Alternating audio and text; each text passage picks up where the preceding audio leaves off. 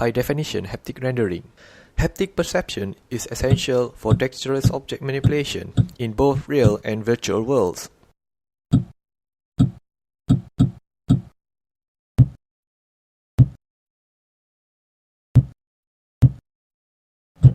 From the feedback force, human perceives many things, such as shapes, dynamics, and materials. Conventional haptic rendering requires high-frequency simulation, around 1 kHz for stable control. However, high-frequency simulation of large-scale virtual worlds require much computational quantity.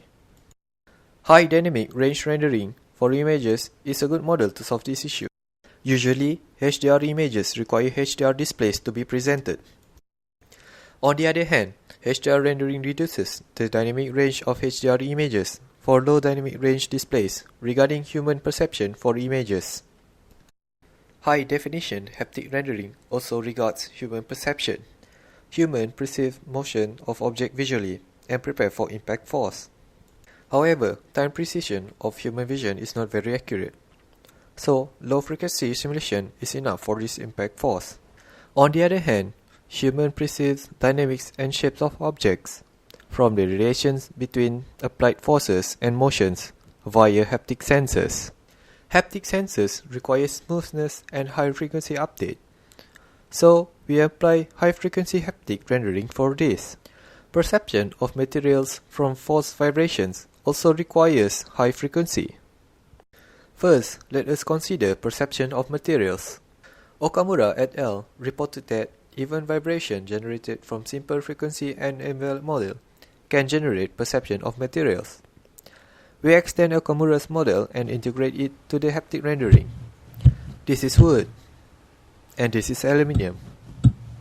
This video records the sound emitted from the haptic interface. Users feel the perception of material even when their auditory senses are masked.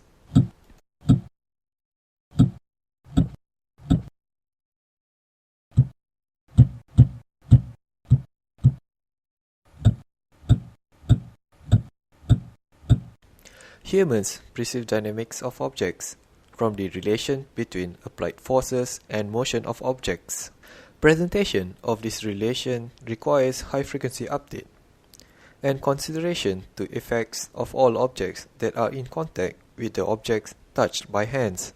So, we propose to approximate the relation between forces and motion into a linear model. Without the linear model, the consistency between local and global site is lost. With the linear model, all motions of objects are neat.